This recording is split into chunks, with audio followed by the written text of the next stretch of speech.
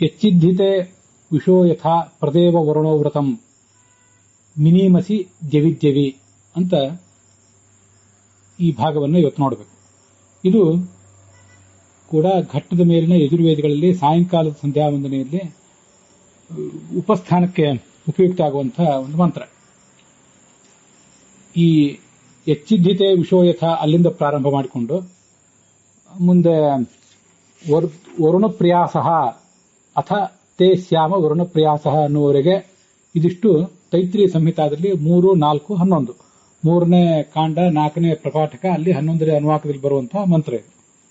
ಹೀಗೆ ಇಮಮ್ಮೆ ವರುಣಶ್ರುಧಿ ಅಲ್ಲಿಂದ ಪ್ರಾರಂಭಿಸಿ ಅಥಾತೇ ಶ್ಯಾಮ ವರುಣಪ್ರಿಯಾಸಃ ಅನ್ನುವುದು ಎಲ್ಲವೂ ಕೂಡ ಒಂದೇ ಕಡೆ ಬಂದಿರುವುದಲ್ಲ. ಇಮಮ್ಮೆ ವರುಣ ಶ್ರುಧಿ ಅಲ್ಲಿಂದ ಪ್ರಾರಂಭಿಸಿ ಮಾನ ಆಯು ಪ್ರಮೋಷಿಹಿ ಅನ್ನುವುದು ತೈತ್ರಿಯ ಸಂಹಿತಾದ 2, 1, 11. ಮುಂದೆ ಎಚ್ಚಿದ್ಧಿತೆ ವಿಶೋಯಥ ಅಲ್ಲಿಂದ ಈ ಅಥಾತಿ ಶ್ಯಾಮ ವರುಣಪ್ರಿಯಾಸಃ ಅನ್ನುವರೆಗೆ 3, 4, 11 ಹೀಗೆ ಬೇರೆ ಬೇರೆ ಕಡೆ ಬಂದಿರುವುದನ್ನು ಇವತ್ತು ನಾವು ಒಂದು ಕಡೆ ಸೇರಿಸಿಕೊಂಡು ಹೇಳ್ತಾ ಇದ್ದೇವೆ. ಈಗ ಎಚ್ಚಿದ್ಧಿತೆ ವಿಶೋಯಥ ಅನ್ನೋದಕ್ಕೆ ನಾವು ಅರ್ಥ ನೋಡಬೇಕಾಗಿದೆ. ಇದಿಷ್ಟು ಕೂಡ ಈಗ ನಾವು ಉಪಯೋಗ ಮಾಡ್ತಿರುವುದೆಲ್ಲವೂ ಯಜುರ್ವೇದ ಸಂಧ್ಯಾ ವಂದನೆಯಲ್ಲಿ ಬಳಕೆ ಆಗುವುದು ಅಂತ ಅನ್ನೋದನ್ನು ನಾವೀಗಾಗಲೇ ನೋಡಿದ್ದೇವೆ. ಅಲ್ಲಿ ಇದೊಂದು ಮಂತ್ರ ಎಚ್ಚಿದ್ಧಿತೆ ವಿಶೋಯಥ ಪ್ರದೇವ ವರುಣೋವ್ರತಂ ಮಿನಿಮಸಿ ದ್ಯವಿದ್ಯವಿ ಅನ್ನುವುದು ಇದೊಂದು ಮಾತ್ರ ಋಗ್ವೇದದಲ್ಲೂ ಬರ್ತದೆ. ಹಾಗಾಗಿ ಇದನ್ನ ಋಗ್ಭಾಷ್ಯದಲ್ಲಿ ಆಚಾರ್ಯ ಹೇಗೆ ವ್ಯಾಖ್ಯಾನ ಮಾಡಿದ್ದಾರೆ ಅದಕ್ಕನುಸಾರವಾಗಿ ನೋಡೋಣ. ಅಲ್ಲಿ ಋಗ್ಭಾಷ್ಯದಲ್ಲಿ 2ನೇ ಅಧ್ಯಾಯ 96ನೇ ಶ್ಲೋಕ ಇದು, ಮತ್ತೆ 25ನೇ ಸೂಕ್ತ ಅಲ್ಲಿ 1ನೇ ಮಂತ್ರ. ಇದು ಅಷ್ಟಕ ಕ್ರಮದಲ್ಲಿ 1, 2, 16, ಮಂಡಲ ಕ್ರಮದಲ್ಲಿ 1, 6, 25 ಹೀಗೆ ಇದೊಂದು ಮಂತ್ರ ಹೇಗೂ ಆಚಾರ್ಯ ವ್ಯಾಖ್ಯಾನ ಮಾಡಿದ್ದಾರೆ. ಅದಕ್ಕನುಸಾರವಾಗಿ ನಾವು ನೋಡಿಬಿಡೋಣ, ಆವಾಗ ಎಲ್ಲವೂ ಕೂಡ ಸ್ಪಷ್ಟ ಆಗ್ತದೆ. ಮುಂದಿನ ಮಂತ್ರಗಳಂತೂ ಆಚಾರ್ಯರ ಭಾಷ್ಯ ಇಲ್ಲ, ಅದನ್ನೆಲ್ಲವನ್ನು ಭಟ್ಟ ಭಾಸ್ಕರದ ಭಾಷ್ಯ, ಸಾಯಣ ಭಾಷ್ಯ ಇತ್ಯಾದಿಗಳಿಗನುಸಾರವಾಗಿ ಮತ್ತೆ ನಮ್ಮ ಮತಿಗನುಸಾರವಾಗಿ ಕೂಡ ನೋಡುವಂತಹ ಪ್ರಯತ್ನವನ್ನು ಮಾಡೋಣ. ಈ ಎಚ್ಚಿದ್ಧಿತೆ ವಿಶೋಯಥ ಅನ್ನುವುದು ಕೂಡ ಆ ಶುನಶೇಪನೆ ಮಾಡಿದಂತಹ ವರುಣಸ್ತುತಿಯೇ. ಯಜುರ್ವೇದದಲ್ಲೂ ಋಗ್ವೇದದಲ್ಲೂ ಎರಡೂ ಕಡೆ ಶುನಶೇಪನೆ ಅದನ್ನು ಬಳಕೆ ಮಾಡಿದ್ದು. ಆದರೆ ಋಗ್ವೇದದಲ್ಲಿ ಅದು ಎಚ್ಚಿದ್ಧಿತೆ ಅಂತ ಅದೊಂದು ಮಂತ್ರ ಮಾತ್ರ ಕಾಣಿಸ್ತದೆ. ಅದರ ಹಿಂದೆ ಮತ್ತೆ ಮುಂದೆ ಬೇರೆ ಬೇರೆ ಮಂತ್ರಗಳೇ ಇವೆ ಋಗ್ವೇದದಲ್ಲಿ. ಯಜುರ್ವೇದದಲ್ಲಿರುವ ಮಂತ್ರಗಳು ಅಲ್ಲಿ ಕಂಡು ಬರೋದಿಲ್ಲ. ಉದುತ್ತಮಂ ವರುಣ ಪಾಶಂ ಅಸ್ಮದವಾಧಮಂ ಅಂತ ಋಗ್ವೇದದಲ್ಲಿ ಹಿಂದೆ ಬರುವಂಥದ್ದು. ಅದಾದ್ಮೇಲೆ ಬರುವಂಥದ್ದು ಎಚ್ಚಿದ್ಧಿತೆ ಅಂತ, ಮುಂದೆ ಬರುವಂಥದ್ದು ಮಾನೋವಧಾಯ ಹತ್ನವೇ ಅಂತ. ಇದಕ್ಕೆ ಆಚಾರ್ಯ ಭಾಷ್ಯವೂ ಕೂಡ ಇದೆ. ದಿವಸೇ ದಿವಸೇ ದೇವ ಕುರ್ಮೋ ಯದಪಿ ತೇ ವ್ರತಂ ಯಥೈವ ಸುಜನಾಹ, ಇಷ್ಟು ಆಚಾರ್ಯರ ಭಾಷ್ಯ ಅದಕ್ಕೆ ಕಾಣಿಸ್ತದೆ. ಅದಕ್ಕನುಸಾರವಾಗಿ ಈಗ ಅರ್ಥ ನೋಡೋಣ. ದೇವವರುಣ, ವರುಣನೆ ಅಂತ ಅದರ ಸಂಬೋಧನೆ. ಯತ್ ಚಿತ್ ಹಿ ಅಂತ ಅಲ್ಲಿ ಹಿ ಅಂತ ಇದೆ. ಆ ಹಿ ಅನ್ನೋದಕ್ಕೆ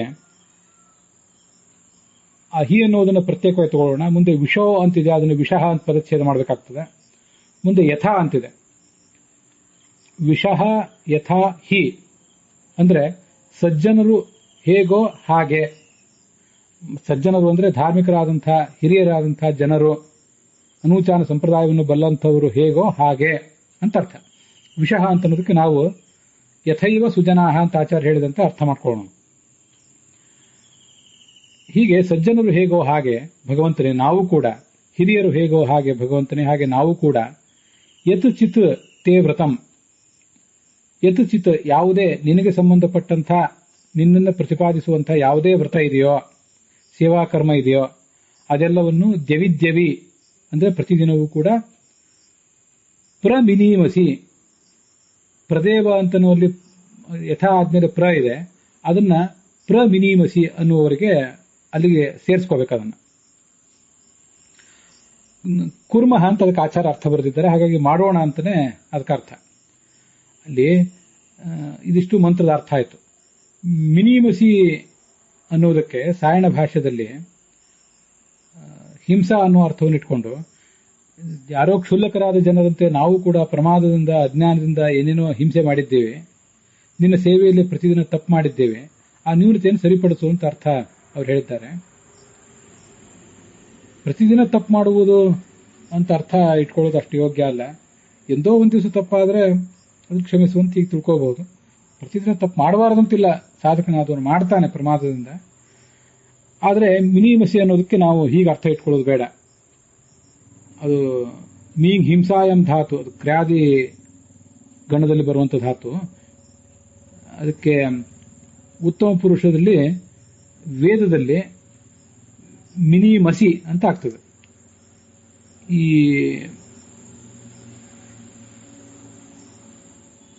ಮೂಲತಃ ಅದು ದೀರ್ಘ, ಮೀನಿಮಸಿ ಅಂತ, ಮೀ ದೀರ್ಘ ಆಗಬೇಕು. ಆದರೆ ಮಿನಾತೇಹೆ ನಿಗಮೆ ಅಂತ ಹೀಗೆ ವ್ಯಾಕರಣದ ನಿಯಮ ಇರುವುದರಿಂದ ಛಂದಸ್ಸಿನಲ್ಲಿ ಹ್ರಸ್ವ ಬಂದ್ಬಿಟ್ಟಿದೆ. ದೀರ್ಘ ಇರುವುದನ್ನ ಹ್ರಸ್ವವಾಗಿ ಹೇಳುವುದು ಯಾಕೆ? ಅದನ್ನು ನಾವೇ ತಿಳ್ಕೊಳ್ಬೇಕು. ಭಗವಂತನೇ, ನಾವು ಅಲ್ಪರು, ನಾವೆಷ್ಟು ಮಾಡಬೇಕಾಗಿತ್ತೋ ಅದನ್ನು ಮಾಡ್ಲಿಕ್ಕೆ ಆಗ್ತಿಲ್ಲ. ದೀರ್ಘವಾಗಿ ಮಾಡಬೇಕಾದ್ದನ್ನ ಧರ್ಮ ಕಾರ್ಯವನ್ನು ನಾವು ಮಾಡ್ಲಿಕ್ಕೆ ಆಗ್ತಾ ಇಲ್ಲ. ನಾವು ಅದನ್ನ ಸಣ್ಣದಾಗಿ ಮಾಡ್ತಾ ಇದ್ದೇವೆ, ಅಲ್ಪವಾಗಿ ಮಾಡ್ತಿದ್ದೇವೆ ಅಂತ ತೋರಿಸಲಿಕ್ಕಾಗಿ ಹ್ರಸ್ವ ಅಂತ ತಿಳ್ಕೊಳ್ಬೇಕು.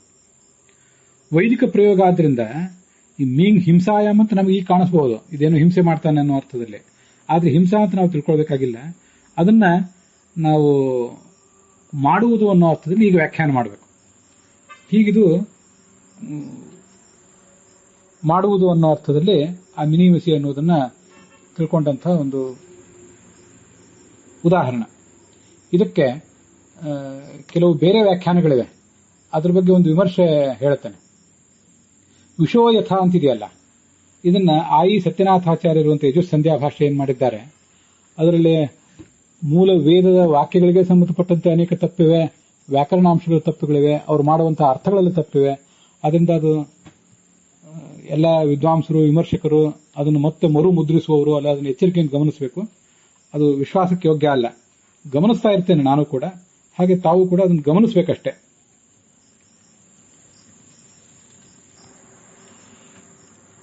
ಹೇ ವರುಣ ದೇವ, ವಿಷೋಯಥ,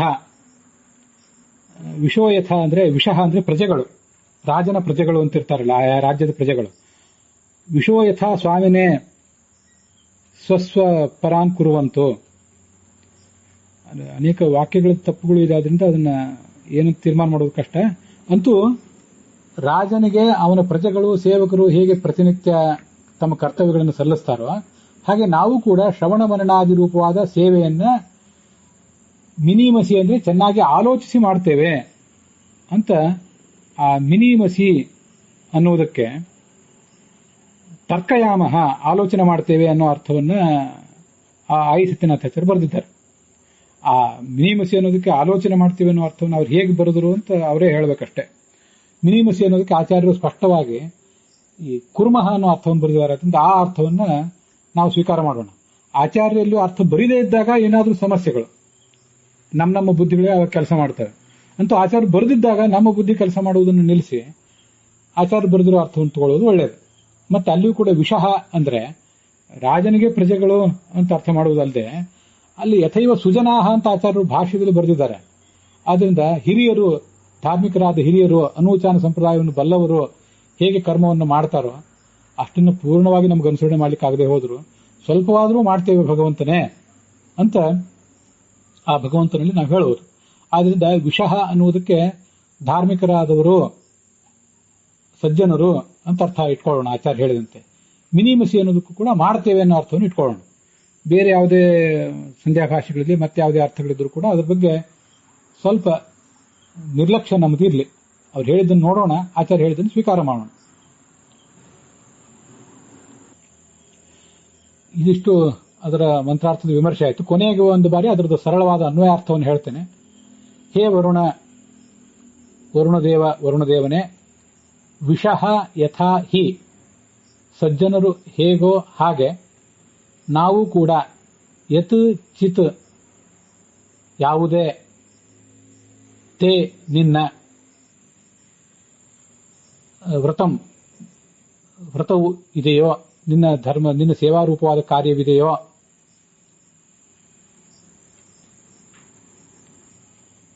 ತತ್ ಅದನ್ನು ಅಂತ ಅಧ್ಯಾಹಾರ ಮಾಡ್ಕೊಳ್ಬೇಕು. ಜವಿ ಪ್ರತಿನಿತ್ಯವೂ ಪ್ರ ಅಂತ ಉಪಸರ್ಗವನ್ನ ಮಿನಿಮಸಿ ಅನ್ನೋದ್ರ ಜೊತೆ ಸೇರಿಸ್ಕೋಬೇಕು. ಮಾಡುತ್ತೇವೆ. ಕುರ್ಮಃ ಅಂತ ಆಚಾರ್ಯದಕ್ಕೆ ಅರ್ಥ ಬರೆದಿದ್ದಾರೆ. ವಿಷಃ ಅನ್ನೋದಕ್ಕೆ ಸುಜನಾಹ ಸಜ್ಜನರು ಅಂತ ಅರ್ಥ ಬರೆದಿದ್ದಾರೆ. ಇದಿಷ್ಟು ಒಟ್ಟಾರೆ ಎಚ್ಚಿದ್ಧಿತೆ ವಿಷೋ ಯಥ ಅನ್ನುವುದರ ವಿವರಣೆ. ಇಲ್ಲಿಗೆ ಈ ಭಾಗ ಸಮಾಪ್ತವಾಗಿದೆ.